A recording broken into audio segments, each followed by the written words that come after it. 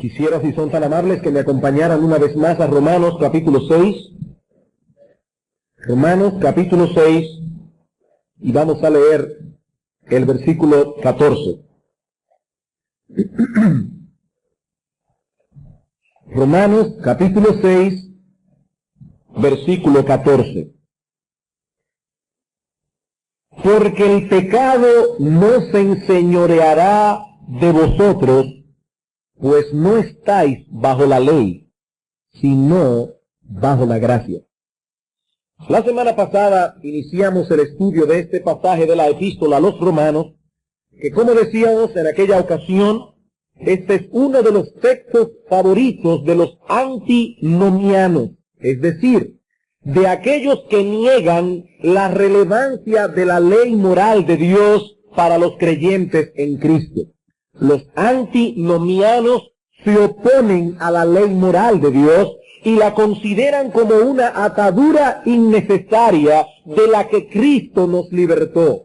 El antinomiano rechaza la ley como norma de vida, partiendo de la premisa de que Cristo la cumplió plenamente en nuestro lugar para que nosotros no tengamos que preocuparnos más por ese asunto. No estamos bajo la ley.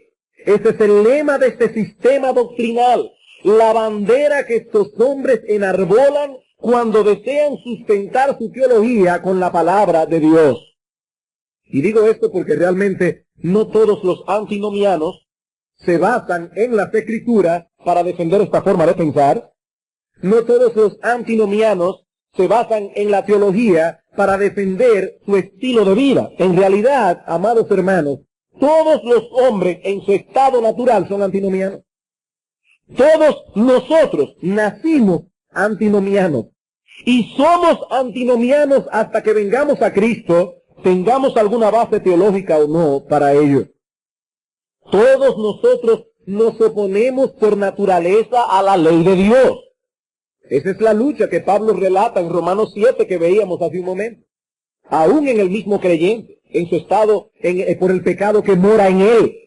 En Romanos capítulo 8, versículo 7, Pablo dice que los designios de la carne, y el texto griego dice literalmente, la mente de la carne, todos los razonamientos, propósitos, sentimientos, decisiones que emanan de nuestro corazón no regenerado, de nuestro corazón cuando aún no ha sido hecho partícipe de la obra transformadora de la gracia de Dios, de la obra transformadora del Espíritu Santo, todos los designios que emanan de nuestra carne son enemistad contra Dios, dice Pablo, porque no se sujetan a la ley de Dios, ni tampoco pueden.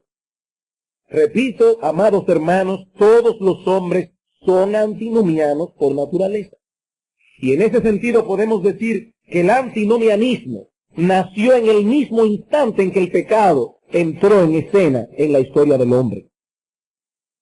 Alguien ha dicho, el antinomianismo tiene su asiento en la profunda depravación del corazón humano. Allí radica el antinomianismo. Ahora, sin embargo, como movimiento teológico, como sistema doctrinal, el nacimiento de esta enseñanza debe ser ubicada en el período de la Reforma Protestante del siglo XVI como consecuencia de una tergiversación de la enseñanza de los reformadores. No que los reformadores enseñaron el antinomianismo, sino como una tergiversación de la enseñanza de los reformadores. Como probablemente muchos conocen aquí, una de las doctrinas claves de la Reforma Protestante fue la justificación por la fe sola. La enseñanza bíblica de que el hombre no es justificado por sus obras, sino únicamente por la justicia de Cristo, la cual nos es imputada, la cual es puesta en nuestra cuenta por medio de la fe. Los reformadores, descansando en las enseñanzas del Nuevo Testamento, insistieron en el hecho de que el hombre es un ser pecador, que está muerto en sus delitos y pecados, y por lo tanto es un ser incapaz de salvarse a sí mismo. La salvación, de acuerdo a la enseñanza bíblica, se obtiene por la pura gracia de Dios, y únicamente por medio de la fe. Cuando el pecador cree en Cristo, Pablo nos dice en Romanos 4 que su fe le es contada por justicia.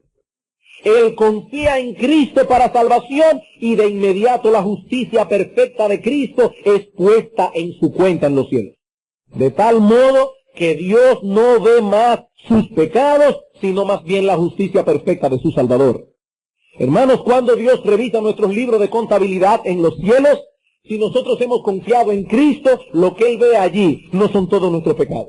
Lo que Él ve allí no son todas las veces que nosotros hemos violado la ley de Dios. Lo que Dios ve en ese libro de contabilidad celestial es la justicia perfecta de su Hijo, la cual fue puesta en nuestra cuenta por medio de la fe. Eso es lo que ofrece el Evangelio. Salvación gratuita en Cristo por medio de la fe. Dice el apóstol Pablo en Romanos 1:16, no me avergüenzo del Evangelio, porque es poder de Dios para salvación para todo aquel que cree. Que cree, al judío primeramente y también al griego, porque en el Evangelio la justicia de Dios se revela por fe y para fe, tal como está escrito en el libro de Habacuc. El justo, ¿por qué? Por las obras, no, por la fe vivirá. El justo por la fe vivirá. Y fue precisamente estudiando este texto de Romanos cuando Martín Lutero comprendió por primera vez cuál es el contenido del Evangelio. La buena noticia de que el pecador es perdonado, completamente perdonado, no por el esfuerzo que haga de enmendarse a sí mismo, no por su obediencia personal, sino por lo que Cristo hizo a través de su vida, muerte y resurrección.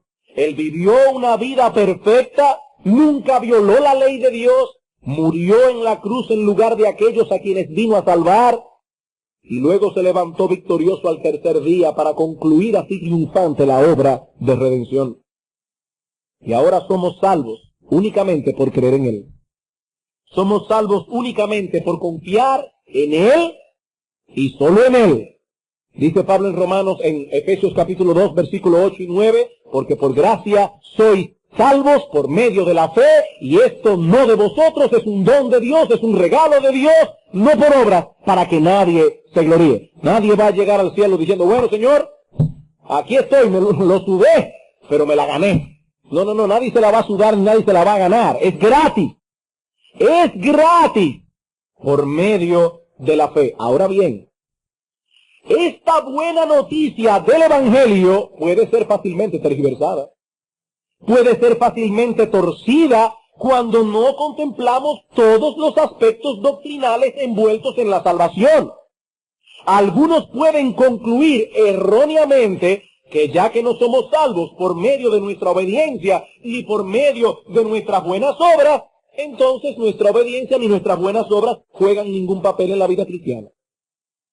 Esa fue la conclusión a la que arribó uno de los hombres que fue por un tiempo cercano a Lutero durante el tiempo de la Reforma Protestante, Johannes Agrícola. Johannes Agrícola. Este hombre sobreenfatizó un solo lado de la doctrina evangélica, la justificación sin obras por medio de la fe, llegando a desarrollar un sistema teológico que el propio Martín Lutero fue quien lo bautizó como antinomianismo. Fue Martín Lutero quien diseñó, quien acuñó ese nombre, antinomianismo, de nomos que significa ley y el prefijo anti que significa en contra de. Agrícola, tratando de hacer el punto de que la salvación no era por obras como la Iglesia Católica enseñaba, se fue al otro extremo. Y él enseñaba, entre otras cosas, que no debemos incluir la ley en nuestra exposición del Evangelio, que no debemos insistir al incrédulo que él tiene que arrepentirse por haber violado la ley de Dios, los 10 mandamientos. No, él no tiene que arrepentirse de eso. Más aún, Agrícola decía que la ley no es digna de ser llamada palabra de Dios. Decía que el creyente está por encima de toda ley y por encima de toda obediencia. Y más aún, que nuestra fe y la religión nuevo testamentaria en general era totalmente desconocida para Moisés. Que Cristo vino a traer una cosa completamente nueva, que no tenía nada que ver con el Antiguo Testamento. Y hermanos, hay personas predicando así en el día de hoy. Hay personas predicando así en el día de hoy. Este hombre pensaba que él estaba defendiendo con sus enseñanzas la doctrina de la justificación por la fe sola, aparte de las buenas obras, Pero lo que estaba haciendo en realidad era destruyendo por completo el verdadero mensaje de salvación ofrecido gratuitamente en el Evangelio.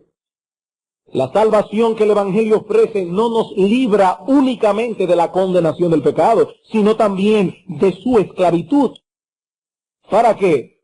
Para que ahora, libres del pecado, podamos obedecer a Dios, podamos servir a Dios en libertad. Romanos capítulo 6, versículo 17.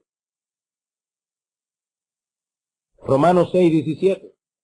Pero gracias a Dios, que aunque erais esclavos del pecado, habéis obedecido de corazón aquella forma de doctrina a la cual fuisteis entregados, y libertados del pecado, vinisteis a ser siervos de la justicia. Hermanos, ¿qué es un siervo? ¿Qué es un esclavo? Alguien que obedece a otro. ¿De quién somos nosotros esclavos? De la justicia. Debemos obedecer la justicia. Debemos obedecer la ley de Dios. En el año 1537, Martín Lutero protestó fuertemente contra toda identificación de la doctrina de la justificación por la fe con el antinomianismo. Martín Lutero protestó, no confundan una cosa con la otra. Pero a partir de entonces, siempre esta herejía ha encontrado quien la predique en las iglesias. Siempre. Muchos al día de hoy no saben quién fue Johannes Agrícola. Muchos nunca han escuchado jamás ese nombre, pero siguen a pie juntillas su tergiversación del Evangelio, porque se trata, sin duda alguna, de una doctrina que apela fuertemente al hombre natural. Esta doctrina apela fuertemente al hombre natural. Hermanos, es atractivo a nuestra carne el pensar que podemos vivir como querramos, que podemos hacer lo que nos plazca y aún así ser salvos. Eso es una doctrina atractiva. Es atractivo. Es atractivo pensar que podemos vivir como el mundo vive, que podemos tener las mismas ideas, las mismas metas, los mismos valores, los mismos estándares del mundo, pero aún así pertenecer al reino de los cielos. Es atractivo. El Señor nos advierte en el Sermón del Monte que muchos serán engañados por esta falacia y finalmente se perderán. No todo el que me dice Señor, Señor entrará en el reino de los cielos, no, sino el que hace la voluntad de mi Padre que está en los cielos. Muchos me dirán en aquel día, Señor, Señor, no profetizamos en tu nombre, y en tu nombre echamos fuera demonios, y en tu nombre hicimos milagros, y entonces les declararé, nunca os conocí, dice Cristo, apartaos de mí, hacedores de maldad. Estos hombres creían que eran cristianos, estaban envueltos en toda una serie de actividades relacionadas con la religión que profesaban, pero aún así se perdieron. Cristo les llama hacedores de maldad. ¿Y cuál era su maldad? ¿Cómo se manifestaba en un sentido práctico la maldad de estos hombres?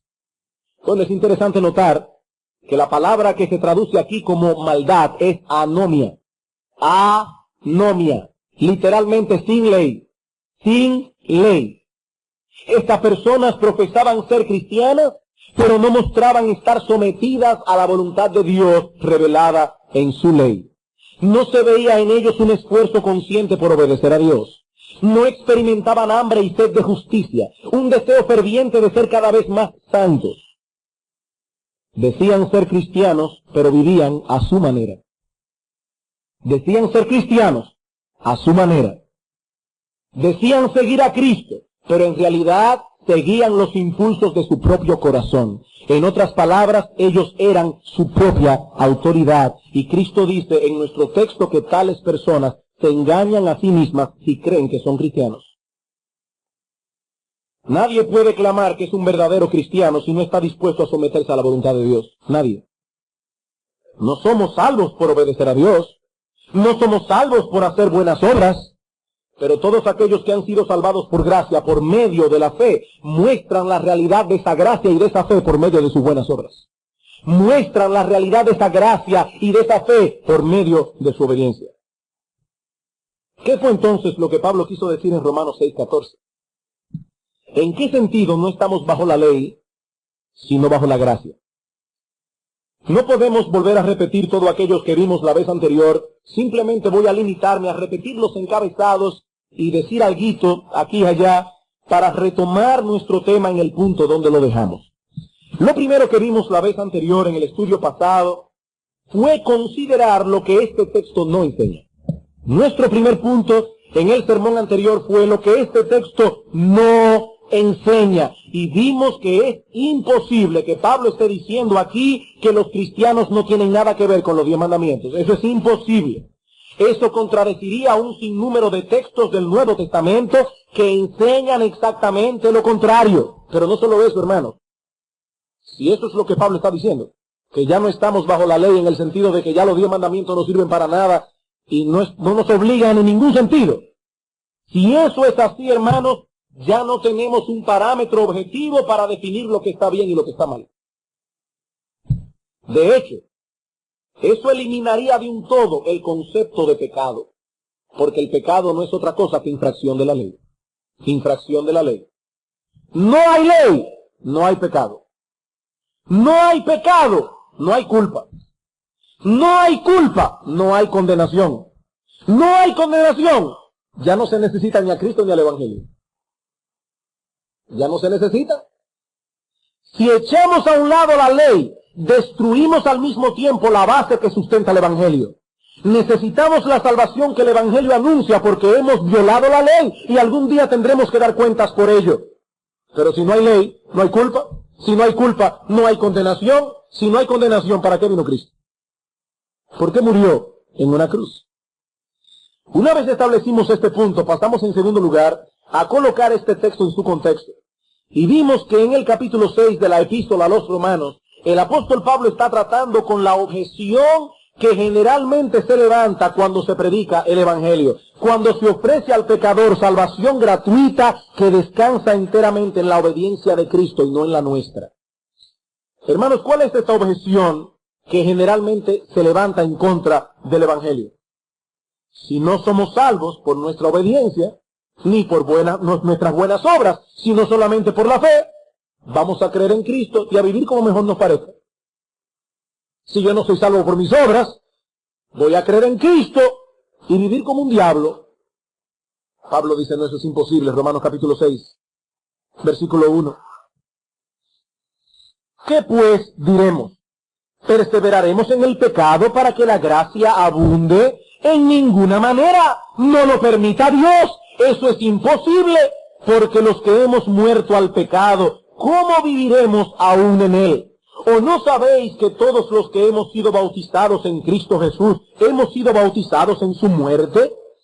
El creyente ha sido unido a Cristo en su muerte y en su resurrección, y por lo tanto no debe obedecer más al pecado, sino más bien vivir una vida nueva en santidad. Versículo 3. ¿O no sabéis que... versículo 4, porque somos sepultados juntamente con Él para muerte por el bautismo, a fin de que como Cristo resucitó de los muertos por la gloria del Padre, así también nosotros andemos en vida nueva. Porque si fuimos plantados juntamente con Él en la semejanza de su muerte, así también lo seremos en la de su resurrección. Sabiendo esto, que nuestro viejo hombre fue crucificado juntamente con Él, para que el cuerpo del pecado sea destruido, a fin de que no sirvamos más al pecado. Porque el que ha muerto ha sido justificado del pecado. Y si morimos con Cristo, creemos que también viviremos con Él. Sabiendo que Cristo, habiendo resucitado de los muertos, ya no muere. La muerte no se enseñorea más de Él. Porque en cuanto murió, al pecado murió una vez por todas, mas en cuanto vive, para Dios vive.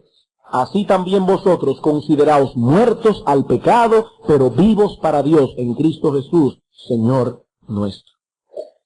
Él murió al pecado. Nosotros estamos unidos a Él, nosotros también morimos con Él. Él resucitó, nosotros resucitamos con Él. Conclusión, versículo 12, no reine pues el pecado en vuestro cuerpo mortal, de modo que lo obedezcáis en sus concupiscencias, ni tampoco presentéis vuestros miembros al pecado como instrumentos de iniquidad, sino presentaos vosotros mismos a Dios como vivos de entre los muertos, y vuestros miembros a Dios como instrumento de justicia. Y ahí viene, porque el pecado no se enseñoreará de vosotros, pues no estáis bajo la ley, sino bajo la gracia. Hermanos, sea lo que sea que signifique la frase, no estáis bajo la ley, es obvio que no puede significar que el cristiano puede ahora olvidarse de la ley moral de Dios y vivir como le plazca. El punto que Pablo quiere demostrar es que si somos cristianos, el pecado no puede gobernarnos a su antojo. El pecado no se enseñoreará de vosotros. Y hermanos, ¿qué es el pecado? Infracción de la ley. Infracción de la ley. Vivir en una forma contraria a lo que ordena la ley. Así vivíamos antes, dice Pablo, sin tomar en cuenta la ley moral de Dios. Pero ahora que somos cristianos, todo es distinto. Ahora podéis obedecer a Dios. ¿Por qué? Porque no estáis bajo la ley, sino bajo la gracia. ¿Y eso qué significa? La semana pasada solo pudimos introducir este punto de nuestro sermón, el significado del texto. Y en la mañana de hoy, hermanos, quisiera profundizar un poco más en este concepto, ya que hay algo aquí que es de suprema importancia para la vida cristiana.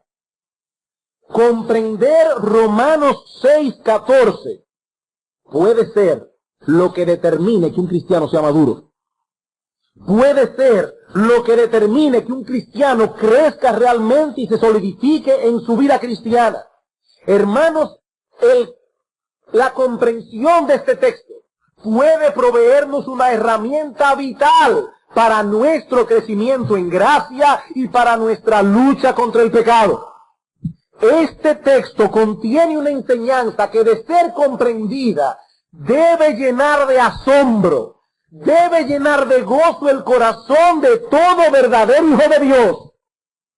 Y yo le pido a Dios que por la gracia de su Espíritu, Él me conceda asombrarles en esta mañana y llenar vuestros corazones de gozo y de gratitud al entender lo que este texto significa. Pero, antes de pasar a considerar el significado del texto y en su contexto de Romanos 6, yo quisiera compartir con ustedes una historia.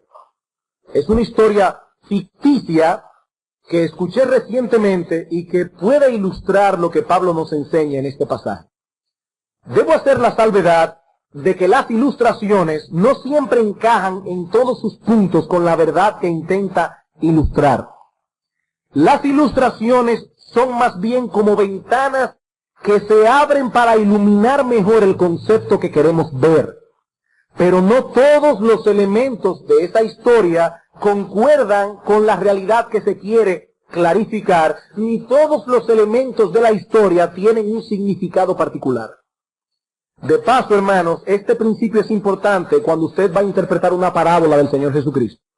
Este principio es importante. Una parábola es una historia con la que se quiere ilustrar o traspasar una enseñanza. Hermanos, cuando nosotros estudiamos una parábola, debemos entender que no todos los elementos de la parábola tienen un significado. A veces están allí como un simple adorno de la historia contenida en la parábola. Yo recuerdo, hace muchos años atrás, que en un libro de hermenéutica leí una interpretación de alguien con respecto a la parábola del buen samaritano. Y la verdad es que fue muy ingeniosa, porque este hombre trató de buscarle un significado a todos los elementos que aparecen en la parábola. El hombre cayó en manos de los ladrones. Esos ladrones significan esto. Pasó el levita, eso significa esto. Pasó el sacerdote, significa esto. Pasó el buen samaritano, significa esto. Puso al hombre en una mula. La mula es la humanidad de Cristo. Le dio al hombre que le dijo, guárdame este hombre y cuídamelo, una moneda. Cada una de esas monedas tenía un significado. El aceite que el hombre usó para limpiarle las heridas. Todo tenía un significado. Muy ingenioso. Pero no es bíblico. No es bíblico, hermano. Yo no puedo tomar una parábola y comenzar a buscar un significado a cada detalle de la parábola. A veces están esos detalles allí como un simple adorno de la historia. Habiendo hecho esta salvedad, aquí va la historia. Un poco transformada por mí, pero en esencia la misma que escuché hace unos días atrás. Vamos a trasladarnos a esa época medieval, cuando habían castillos y reinos y señores feudales y Ivanhoe y todo eso. Imaginemos a un hombre que vive en un reino gobernado por un tirano cruel que tiene a todos sus súbditos sometidos totalmente a su voluntad. Este tirano cruel y malvado impone sus deseos sobre cada uno de sus siervos. Y cuando sus siervos le obedecen, en vez de recompensarlos, en vez de darles una palabra de estímulo y de aliento, este hombre más bien los maltrata y los tortura. Ante esta terrible situación, el hombre de nuestra historia ha intentado escapar varias veces del reino, pero siempre fracasa en su intento. Pronto se da cuenta que es imposible escapar de allí. Las murallas que rodean el reino son muy altas y la única puerta de acceso siempre se mantiene estrechamente vigilada. Triste y abatido, el hombre de la historia llega a la conclusión de que hay una sola forma de escapar de esta terrible tiranía, una sola forma, a través de la muerte. Solo la muerte le dará descanso. Solo la muerte lo librará de esta tiranía terrible que ha sido impuesta sobre él desde el día que nació. Así que no le queda más remedio que esperar hasta que llegue ese momento liberador, porque él entiende que no puede disponer él mismo de su propia vida. No lejos de allí hay otro reino, gobernado por un rey justo y bueno, cuyas órdenes y decretos siempre procuran el bien de sus súbditos.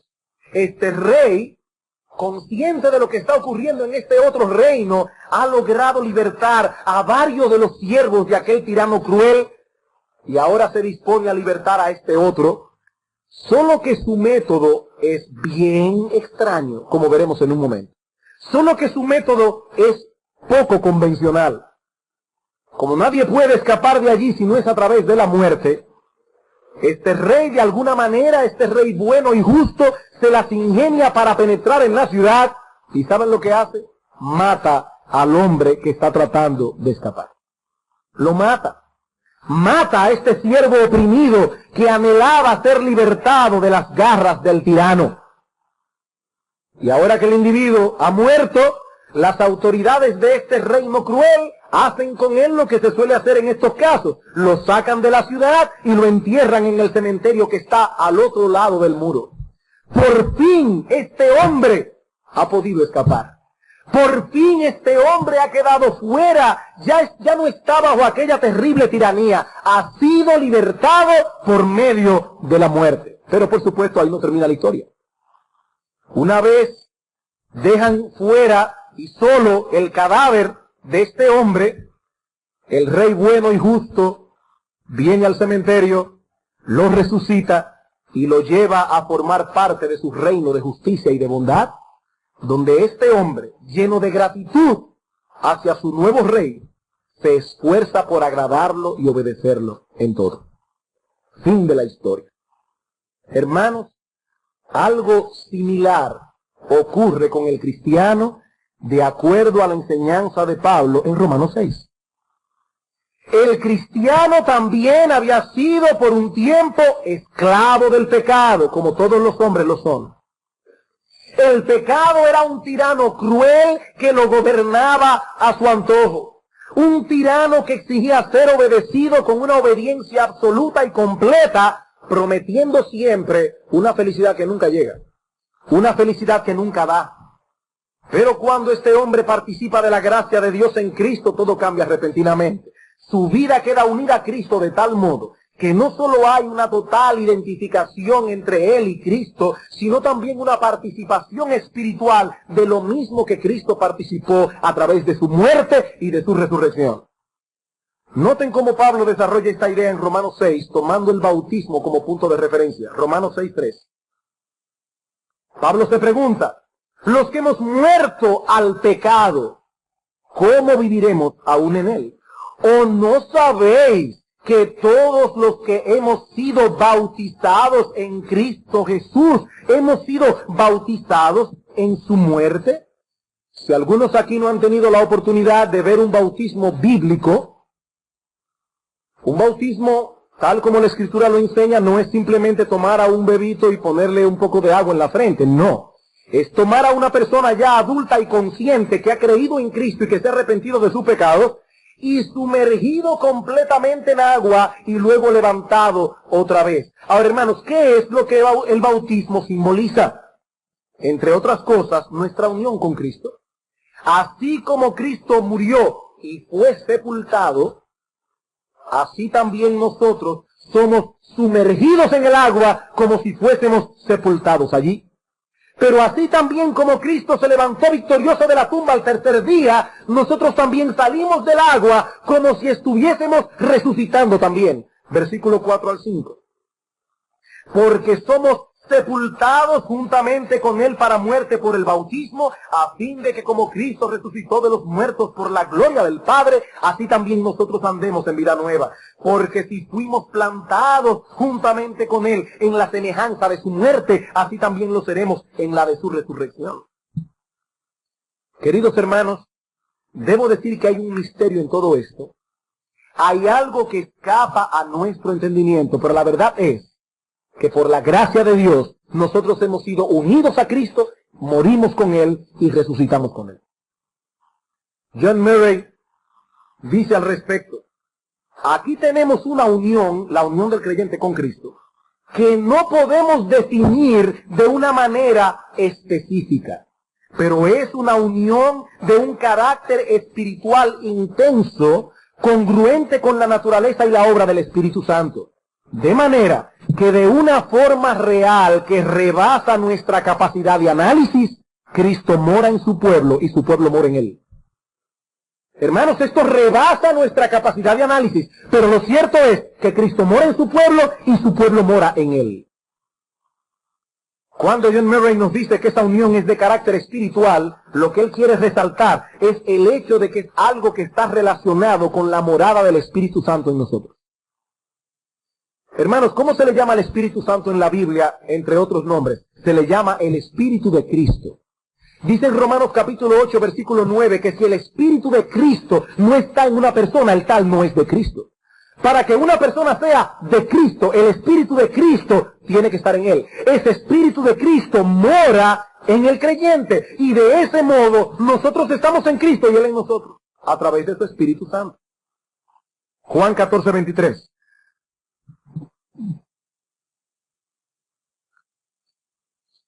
Juan 14, 23. Respondió Jesús y le dijo, el que me ama mi palabra guardará, y mi Padre le amará, y vendremos a Él y haremos morada con Él. ¿Cómo? A través del Espíritu Santo. Pastor, ¿y cómo usted lo sabe? Por lo que dice en el versículo 16. Yo rogaré al Padre y os dará otro consolador para que esté con vosotros para siempre. ¿Quién? El Espíritu de verdad, al cual el mundo no puede recibir porque no le ve ni le conoce, pero vosotros le conocéis porque mora con vosotros y estará en vosotros. Y es por el Espíritu de Cristo, el Espíritu Santo que estará en nosotros, que se puede cumplir lo que dice en el versículo 23. Mi Padre le amará, vendremos a Él y haremos morada con Él. Juan 17, 20.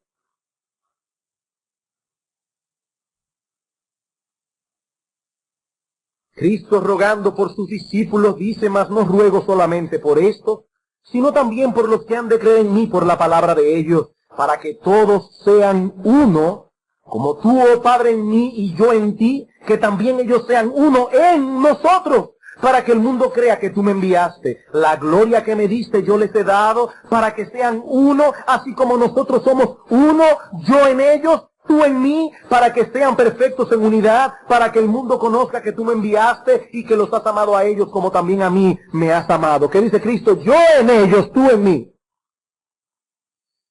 Pastor, hay cosas ahí que yo no entiendo. ¿Quieres saber algo? Yo tampoco. Hermanos, hay cosas aquí que nadie entiende. Es por esto que John Murray dice que esto rebasa nuestra capacidad de análisis. Pero eso no impide que lo entendamos hasta un punto. Y lo creamos por cuanto es enseñado en las Escrituras. Pablo dice que esta doctrina es un misterio. Dice, grande es este misterio. Pero yo digo esto de Cristo y de la iglesia. Es un misterio grande. Ahora, hermano, no es un enigma. No es un enigma. Un misterio no es un enigma. Un enigma es una pared infranqueable, yo no puedo penetrar ahí. Un misterio es una verdad que yo puedo conocer hasta un punto. Bueno, esto no es un enigma, pero es un misterio. Es un misterio. Es lo mismo que ocurre con la doctrina bíblica de la Trinidad. Ningún hombre puede comprender totalmente el misterio encarnado o encerrado en esta doctrina. 3 personas divinas, un solo Dios. Sin embargo, lo entendemos hasta un punto. Y lo creemos porque así está revelado en la palabra de Dios. Bueno, de igual modo, aunque no entendamos todo lo que encierra nuestra unión con Cristo, es claro en la Escritura que nosotros estamos unidos a Él desde el mismo instante en que la obra de redención fue aplicada en nuestras vidas. Y por lo tanto, como consecuencia de esa unión, hemos muerto juntamente con Él y juntamente con Él hemos resucitado a una vida nueva. Efesios capítulo 2.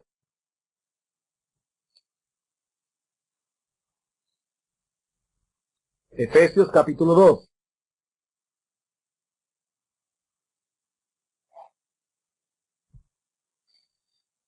Pero Dios, versículo 4, que es rico en misericordia, por su gran amor con que nos amó, aun estando nosotros muertos en pecado, nos dio vida juntamente con Cristo, por gracia sois salvos, y juntamente con Él nos resucitó, y asimismo nos hizo sentar en los lugares celestiales con Cristo Jesús. Hermanos amados, ¿saben por qué nosotros podemos mirar hacia el futuro con confianza? Porque Cristo, al cual estamos unidos indefectiblemente, está en los cielos sentados a la diestra de Dios. Y Pablo dice que nosotros estamos ya sentados juntamente con Él. Por eso es que Pablo dice en Romanos, a los que antes conoció también lo predestinó para que fuesen hechos conforme a la imagen de su Hijo, y a esos que conoció, a esos llamó, y a esos que llamó, a esos justificó, y a esos que justificó, a esos glorificó. Pastor, pero yo no estoy glorificado, todavía no, pero eso es una cosa tan cierta que Pablo la ve como si hubiera pasado ya. ¿Por qué? Hermanos, porque estamos en Cristo. Porque estamos unidos a Cristo, y eso es una verdad maravillosa. Toda nuestra salvación está ligada a esta maravillosa verdad. Estamos en Cristo. Como dice Pablo, nuestra vida está escondida en Cristo. Ahora bien, ¿qué tiene todo esto que ver con Romanos 6:14? Porque recuerden, hermanos, lo que estamos estudiando es, no estáis bajo la ley, sino bajo la gracia. ¿Qué tiene todo esto que ver con lo que Pablo dice en Romanos 6:14? Como hemos dicho ya, estar unido a Cristo significa, entre otras cosas, que hemos muerto con Él y hemos resucitado a una vida nueva. Volvamos ahora a la historia que yo les relaté hace un momento atrás. En un sentido práctico, amados hermanos, esto implica que el pecado ya dejó de ser nuestro reino. Nosotros también vivíamos en ese reino. Nosotros también estábamos bajo la tiranía del pecado.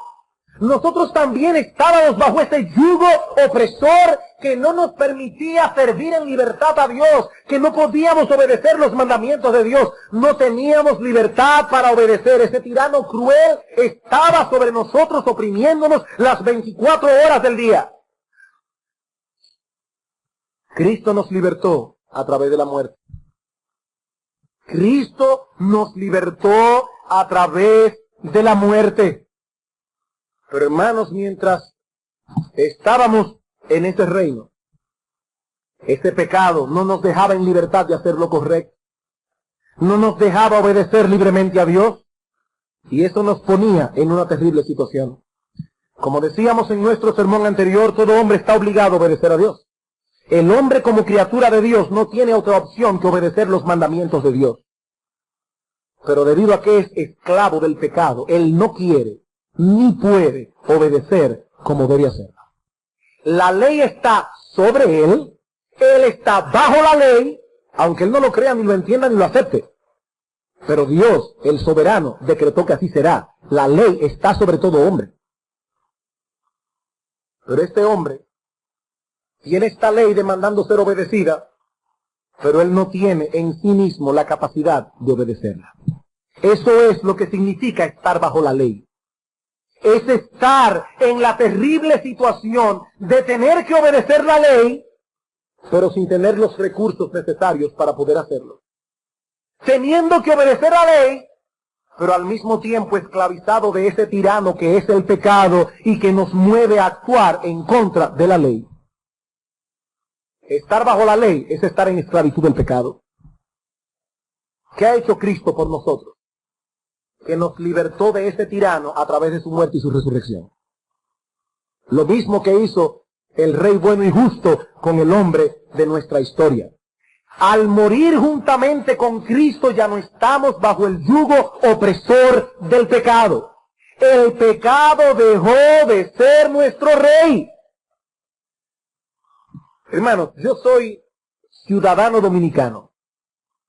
Y como ciudadano dominicano yo estoy bajo la autoridad del gobierno dominicano. Yo tengo que sacar placa, licencia, pagar los impuestos. Estoy bajo el gobierno dominicano. Ahora bien, hermano, si yo muero mañana, el doctor Leonel Fernández dejará de ser mi presidente.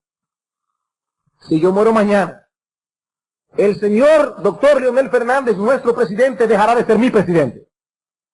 Yo estoy bajo la autoridad del gobierno dominicano mientras esté vivo y sea dominicano. Pero una vez muera, voy a dejar de estar bajo esa autoridad. Nadie va a ir al cementerio a cobrarme nada. Ningún inspector de nada se me va a aparecer en el cementerio. Se acabó. Ni placa, ni nada. Ni cédula, nada. Se acabó. No estoy bajo la autoridad de nadie. ¿Por qué? Porque estoy muerto. Muertecito. Y si le debo a alguien, esa deuda quedó saldada hasta con la ley y la justicia. Por eso es que Pablo dice en Romanos capítulo 7 que si una mujer, su marido muere, ella queda libre de la ley del marido. Es en ese sentido, hermanos. Si un malhechor muere, ya la ley no puede hacer nada con él. Ya él pagó todo lo que debía muriéndose. Bueno, de igual manera yo morí con Cristo. Todos los pecados que yo cometí antes de mi vida cristiana se murieron ahí mismo, se acabó todo. Mi récord quedó limpio porque para la ley yo soy un muerto. Y para el pecado también. Para la ley y para el pecado yo soy un muerto. Yo he muerto con Cristo y he resucitado a una vida nueva. Hermanos, eso es lo que sucede con el cristiano. Él estaba bajo el dominio del pecado mientras vivía en ese reino. Pero al morir con Cristo ya dejó de estar sujeto a ese dominio. Romanos capítulo 6. Versículo 10. Hablando de Cristo, dice, en cuanto murió, al pecado murió una vez por todas, mas en cuanto vive, para Dios vive. Así también vosotros consideraos muertos al pecado, pero vivos para Dios en Cristo Jesús, Señor nuestro. El pecado sigue siendo un enemigo para el creyente, pero ha dejado de ser su rey. Ha dejado de ser su rey. Versículo 12. No reine pues el pecado en vuestro cuerpo mortal, porque el pecado sigue teniendo ínfulas, el pecado sigue creyéndose un rey, el pecado sigue demandando ser obedecido aún al creyente, pero Pablo dice, no se dejen engañar, ustedes han sido libertados de esa tiranía, ustedes no están obligados a obedecerlo. No reine pues el pecado en vuestro cuerpo mortal, de modo que lo obedezcáis en su concupiscencia, ni tampoco presentéis vuestros miembros al pecado como instrumentos de iniquidad, sino presentaos vosotros mismos a Dios como vivos de entre los muertos y vuestros miembros a Dios como instrumentos de justicia, porque el pecado ya no se enseñoreará de vosotros. No estáis bajo la ley, se murieron ya. No estáis bajo la ley, estáis bajo la gracia. Ningún creyente puede decir, yo caí porque no podía hacer otra cosa. No, no. Hermanos, el pecado no puede obligarnos otra vez. Y noten con cuidado las palabras que estoy usando. El pecado no puede obligarnos otra vez a desobedecer a Dios. El pecado no puede obligarnos otra vez a transgredir la ley y pecar. ¿Por qué? Porque hemos muerto con Cristo. Él nos libertó de esa tiranía a través de la muerte, a la vez que nos resucitó para que nosotros ahora vivamos libremente en su reino de bondad y de justicia. ¿Qué es estar bajo la gracia?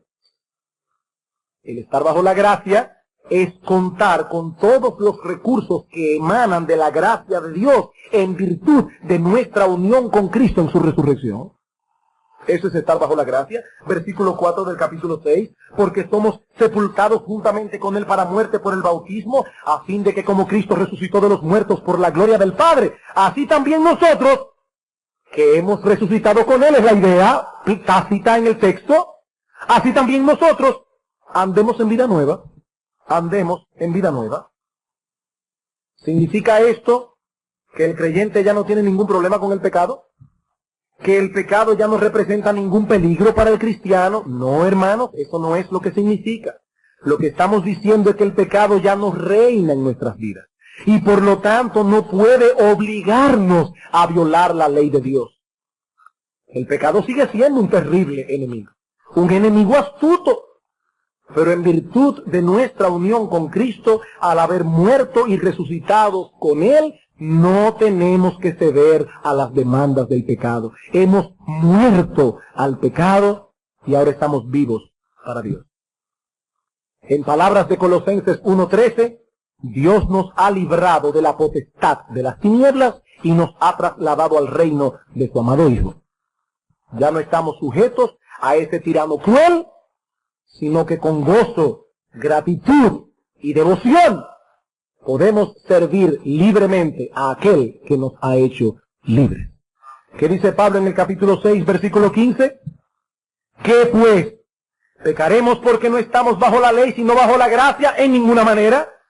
¿No sabéis que si os sometéis a alguien como esclavos para obedecerle, sois esclavos de aquel a quien obedecéis, sea del pecado para muerte o sea de la obediencia para justicia? Pero gracias a Dios que aunque erais esclavos del pecado, habéis obedecido de corazón aquella forma de doctrina a la cual fuisteis entregados, y libertados del pecado, no se quedaron en el aire. El hombre de nuestra historia, cuando fue librado del reino de aquel tirano, no se quedó en el patio, entre los dos, en el bosque, entre los dos reinos, no. Él fue trasladado al otro reino. Él se puso bajo la otra autoridad. Dice Pablo, libertados del pecado, vinisteis a ser esclavos de la justicia. Dulos, esclavos, siervos de la justicia. Hablo como humano por vuestra humana debilidad, que así como para iniquidad presentasteis vuestros miembros para servir a la iniquidad, a la inmundicia y a la iniquidad, así ahora para santificación, presentad vuestros miembros para servir a la justicia. Me vino ahora a la mente una historia que leí hace muchos años de un hombre que iba en un tren, un creyente, y había un grupo de hombres en el tren jugando póker y apostando dinero. Y le dijeron a él, mire amigo, si quiere puede integrarse al juego. Él dijo, ay lo siento, yo no traigo mis manos conmigo. Y ellos vieron que el individuo no era manco. Y cuando lo vieron mirando la mano, decían, no, estas manos no son mías, son del Señor que las compró con su sangre. Y yo no puedo usarla para jugar póker.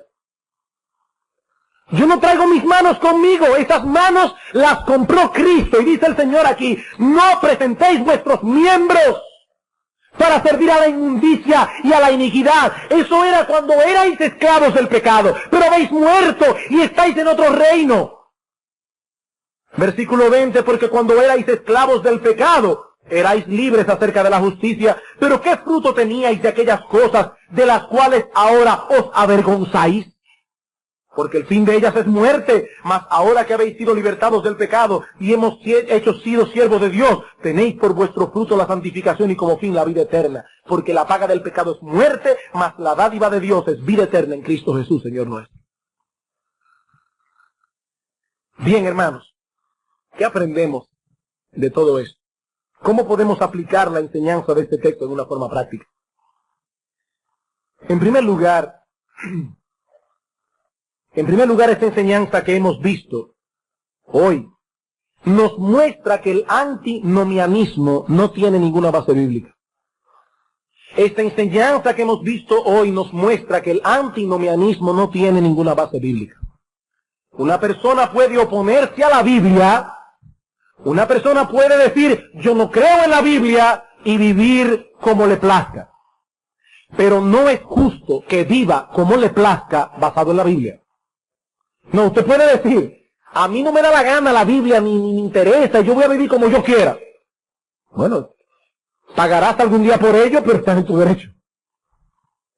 Lo que no hay derecho, hermanos, es a vivir y hacer lo que uno quiera basado en la Biblia. No, el antinomianismo no tiene base bíblica. Ni en Romanos 6:14, ni en ningún otro lugar de la Escritura se enseña que los cristianos han sido relevados de su obligación de obedecer la ley moral de Dios, resumida en los 10 mandamientos. En ningún lugar. Por el contrario, se enfatiza la obediencia a los mandamientos de Dios como un fruto inequívoco de salvación en Cristo. Juan capítulo 14.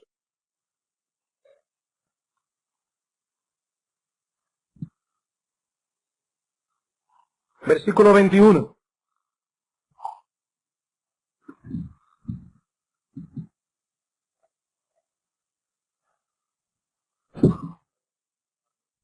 El que tiene mis mandamientos y los guarda, ese es el que me ama. Y el que me ama será amado por mi Padre. Y yo le amaré y me manifestaré a él. Versículo 23. El que me ama mi palabra guardará.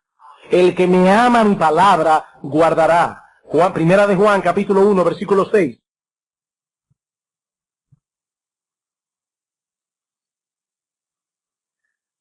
Primera de Juan capítulo 1 versículo 6.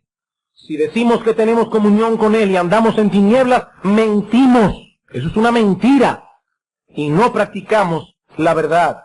Primera de Juan capítulo 2 versículo 4. El que dice, yo le conozco y no guarda sus mandamientos, el tal es un mentiroso. Y la verdad no está en él. Primera de Juan capítulo 5 versículo 3.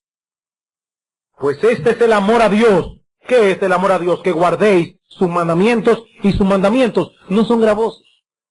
¿Por qué no son gravosos, hermanos? Porque estamos bajo la gracia, porque tenemos la gracia suficiente para poder obedecer a Dios. Sí, es cierto, la ley ceremonial del Antiguo Testamento, todas esas fiestas, todos esos ritos, ceremonias, sacrificios, todo eso quedó en desuso, por cuanto Cristo llevó a cumplimiento todo lo que esas ceremonias tipificaban y prefiguraban. Pero hermanos, el carácter moral de Dios sigue intacto. Y por lo tanto, sigue intacta nuestra obligación de obedecer su ley moral, resumida en los 10 mandamientos. Primera a los Corintios, capítulo 7, versículo 19.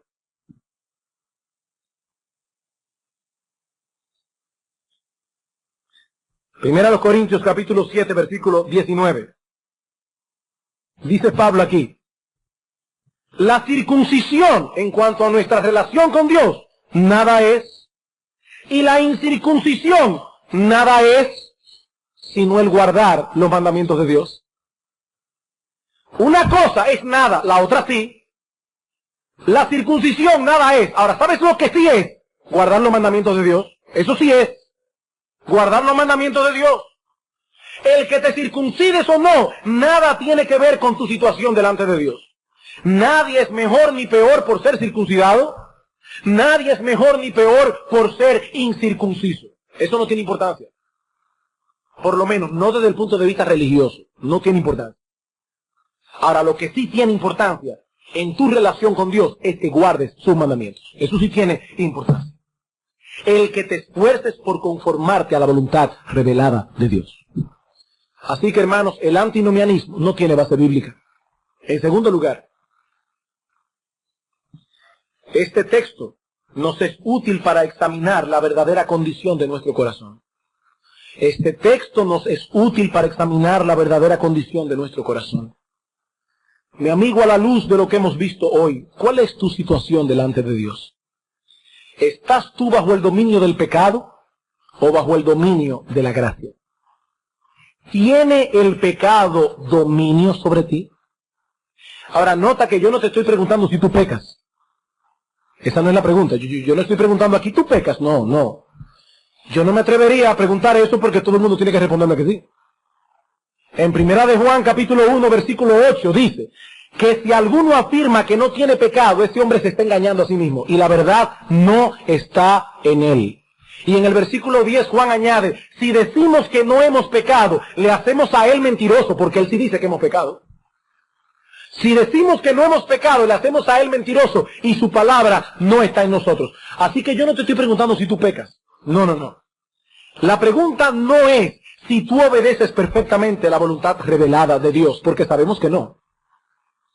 Lo que estoy preguntando es si manifiestas en tu vida un genuino deseo de obedecer a Dios. Un genuino deseo de hacer la voluntad de Dios, como se espera de todos aquellos que ya no están bajo el dominio del pecado. Si se manifiesta en ti una lucha contra ese tirano depuesto que aún intenta volvernos a nuestra antigua esclavitud, entonces, mi hermano, tú estás en Cristo. Tú estás en Cristo. Como alguien ha dicho muy acertadamente, esperar el favor de Dios sin un deseo habitual de conformarnos a su imagen, esa es una de las muchas mentiras de un alma autoengañada. El que una persona crea que tiene el favor de Dios, yo soy salvo, y al mismo tiempo esta persona no desea conformarse a la imagen de Dios, esta persona se está engañando a sí misma y va camino al infierno. Se está engañando a sí misma. Y una vez más yo te pregunto, ¿qué de ti, mi amigo? ¿Cuál es tu condición? ¿Estás bajo el dominio del pecado o bajo el dominio de la gracia? Y no te ampares en el hecho de que hiciste alguna vez una profesión de fe. No. No te ampares en el hecho de que perteneces a esta iglesia. No te ampares en el hecho de que perteneces a cualquier otra iglesia. ¿Deseas, sí o no, ser cada vez más santo? ¿Sí o no? ¿Deseas, sí o no, ser cada vez más semejante al Señor Jesucristo? ¿Ser cada vez más distinto del mundo? ¿O te pasas la vida estudiando cómo puedes jugar con los principios de santidad sin comprometer completamente tu supuesto cristianismo? ¿O te pasas la vida viendo cómo puedes acercarte lo más posible a la línea divisoria que separa al mundo de la iglesia y no caerte en el abismo? Yo quiero ser cristiano, pero no un exagerado. Yo quiero ser cristiano, pero hay gente en la iglesia que son unos quisquillosos. ¿Qué tanta cosa es que si esto, que si aquello? Esa es tu mentalidad. Esa es tu mentalidad. O cuando tú ves que algo huele a pecado por allí, te vas inmediatamente por el otro lado. Eso es lo que hace un cristiano. Eso es lo que hace una persona que no está bajo el dominio del pecado. Él no quiere enredarse en ese fango otra vez. Él no quiere encharcarse en ese lodo otra vez. Porque él no está bajo el dominio del pecado. Él recuerda lo que era aquella tiranía malvada, lo que era aquella tiranía cruel y perversa, y él no quiere venir voluntariamente y decir, aquí estoy yo, tirano, esclavízame otra vez. Solo que déjame cierta cosa para que la gente vea todavía que yo estoy en la iglesia, porque tampoco yo no quiero ser un impiazo. Lo que yo no quiero es ser un ridículo, fanático, extremista, quisquilloso evangélico. ¿Esa es tu mentalidad?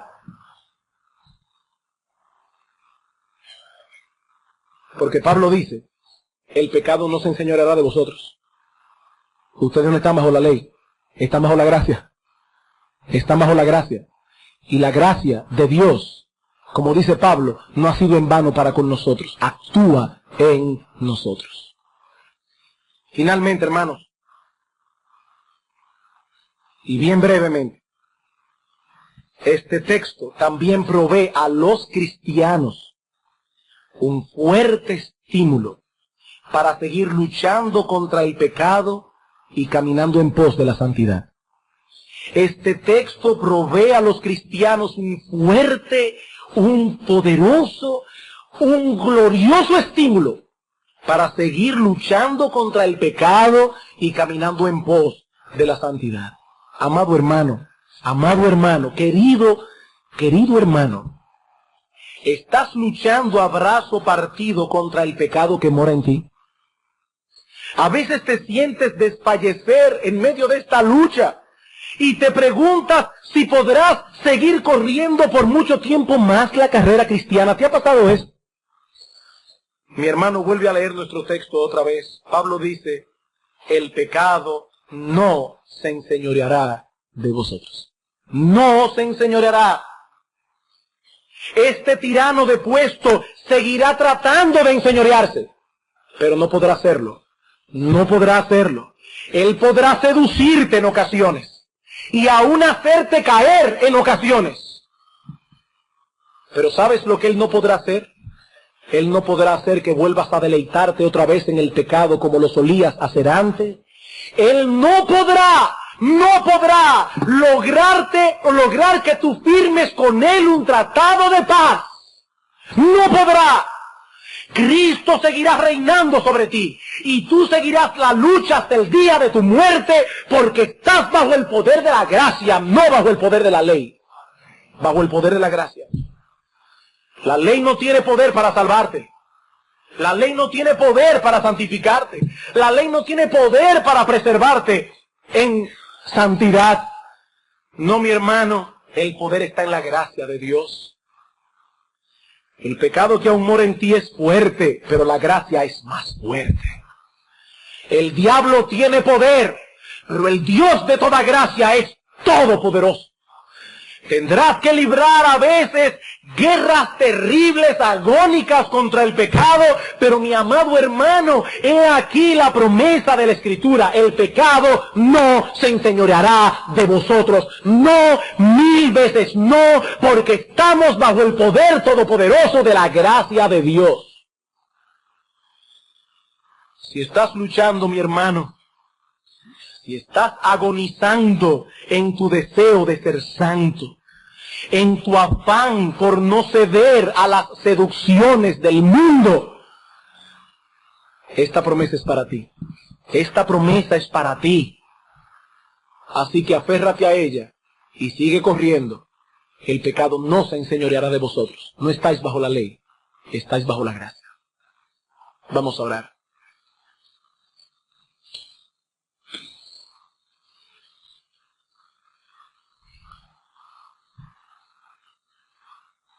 Padre nuestro que estás en los cielos, ¿qué podemos decir nosotros, oh Señor? Aleluya, gloria sea tu santo nombre. Padre, cuántos recursos nosotros tenemos en Cristo. Qué glorioso, oh Dios, y lo decimos con un conocimiento, no como una frase cliché, qué glorioso es ser cristiano. Qué glorioso es haber sido tomado en cuenta por este Rey bueno y justo, que penetró en la ciudadela de Satanás y nos libertó de su dominio. Padre bueno, alabamos y bendecimos tu nombre, y nuestra única petición en esta mañana es que penetres así también en la ciudadela una vez más y liberes a otros que continúan cautivos. Ten misericordia, oh Dios, y a nosotros ayúdanos por tu gracia a dar un testimonio de la libertad que tenemos en Cristo. En Él te lo pedimos. Amén.